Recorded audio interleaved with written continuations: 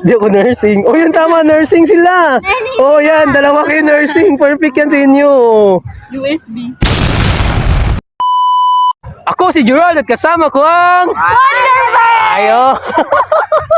Nice, Sam! Ito yung challenge natin sa Wonderpet. Yan, kasama ko si Sam, si Bev, tsaka si Ria. Ito yung challenge nila is, ano to? Ay, ayan, nakikita nyo. Ayun!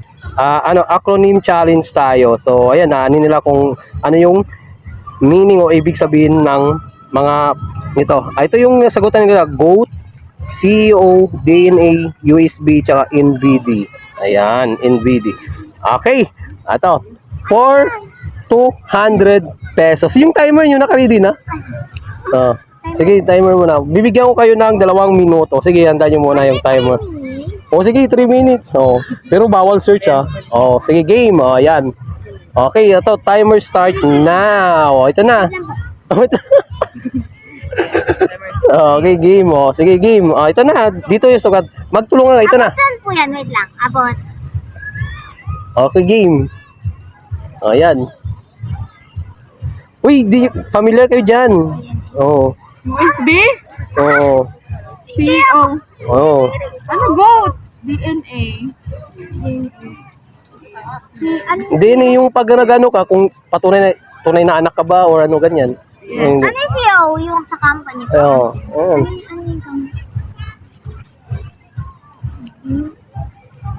Sige, galingan. Ayan mga idol, gusto ko lang din mag-thank you sa lahat ng mga nagpapaulansan ng tala sa atin yan habang sinasagutan nila yung challenge natin yan. Gusto ko lang mag-thank you kay ayan, kay Gina Duino, Errol Carlson, sa Genie Vlogs. Ayan.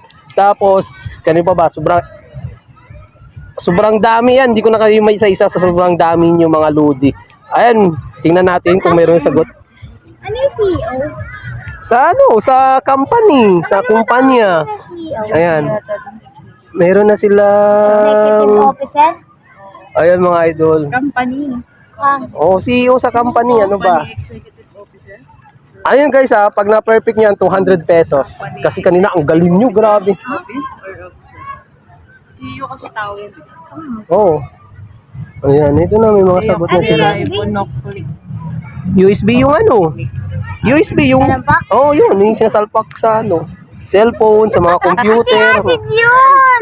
DNA yan yun, di ba? Yung DNA, yun yung patunay na kung tunay na anak ka ba. Hindi ako nursing. Di ako nursing. Oh, yan tama, nursing sila. Oh, yan, dalawa kayo nursing. Perfect yan sa inyo. USB. Yan, may nursing kayo. Universal. Ano is doon?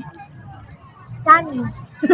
Perfect sa mga nursing talaga. Minutes na lang guys. Galingan nyo, may 1 minuto pa kayo, guys. NBD. National Book. NBD is, para siyang kasabihan. Ganyan. Mga ano ba? Ano yung GOAT, kuya? GOAT? For example, sa mga basketball. Yung parang si Lebron. Ayan, mga ganyan. Mga ganon. Universal.